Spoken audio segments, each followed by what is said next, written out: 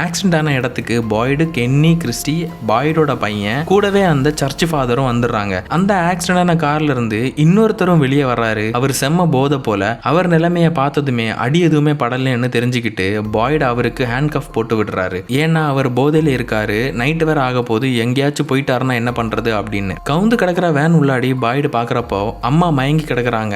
அந்த ஃபேமிலியை காப்பாத்துறாங்க. Christie boiled கிட்ட வந்து குட்டி பையன் ஈத்தனை மட்டும் உடனே எடுக்க முடியல. ஏன்னா அவனோட கால் குத்தி இருக்கக்கூடிய பொருள் ஸ்ட்ராங்கா இருக்கு. அதை பேத்து எடுக்க எப்படியும் 1 hour ஆயிரும். ஆனா இன்னும் 40 நிமிஷத்துல சூரியன் மறைஞ்சிரும். என்ன பண்ணன்னு கிறிஸ்டி கேட்க, பாய்டும் பரவாயில்ல அவனை வேன்ல வச்சு ட்ரீட் பண்ண முடியுமான்னு கிறிஸ்டி கிட்ட கேட்க, கிறிஸ்டி பயப்படுறா. நைட்ல வெளியே இருக்கிறது ஆபத்துன்னு சொல்றா. பாய்டு அந்த சிம்பிள் போட்ட கல்ல காமிச்சு கிறிஸ்டி கிட்ட உன்னால பண்ண முடியுமான்னு கேட்க கிறிஸ்டியும் ஒத்துக்கிறா. கிறிஸ்டி வேன் உள்ளாடி போய் ஈத்தனுக்கு ட்ரீட்மெண்ட் கொடுக்க ஆரம்பிக்கா. ஈத்தனோட அப்பா ஜிம் கிட்ட நான் பாத்துக்கிறேன், நீங்க ஃபேமிலியை போய் பாருங்கன்னு சொல்றா. அப்ப அந்த இடத்துக்கு கென்னி வந்து நம்ம உடனே ஊருக்குள்ள போகணும்னு சொல்லி கூட்டிட்டு போக ஆரம்பிக்கிறான். பாய்டும் ஜிம்மியும் அப்புறம் கிறிஸ்டியையும் தவிர வேற எல்லாருமே ஊருக்கு போயிடுறாங்க. இங்க ஹாஸ்பிட்டல்ல ஆக்சிடென்ட் ஆனப்போ கார்ல வந்தவருக்கு ட்ரீட்மெண்ட் கொடுத்து இப்ப அவர் பெட்ல இருக்காரு. இவ்வளவு நேரம் மயக்கத்துல இருந்தவர் இப்பதான் எந்திக்கிறாரு. அவர் பக்கத்துல சாரான்னு ஒரு பொண்ணு இருக்கா.